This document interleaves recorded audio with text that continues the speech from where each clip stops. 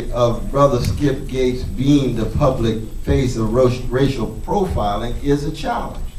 There's no doubt about that. But the fundamental issue is arbitrary police power in the black community. That affects folk across the board. But again, you ought to begin with the weak and the least of these.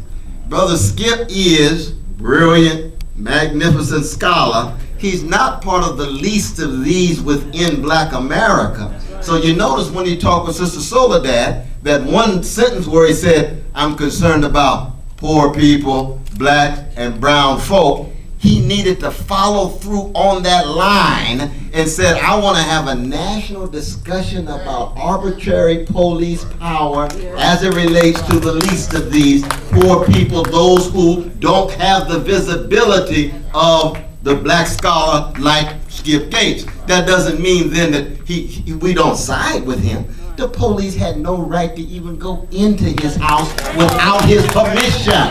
Thank you. Without his permission. Thank you.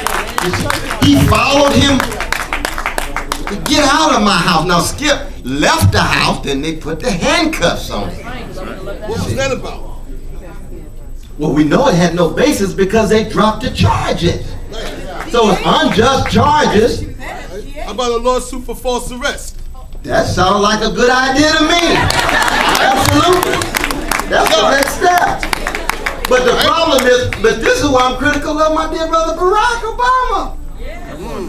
He was right. Obama was right. It wasn't just stupid. It wasn't just stupid. Stupidity is a function of your mind and ignorance. It was an indifference and a lack of compassion. He would not have arrested Henry Kissinger in that way. But Henry Gates, you can do it. That's not stupid. Because black folks have no rights in America, even today. Well, we got rights, but they're not defended as strong enough as they ought to be. Let's go to this guy.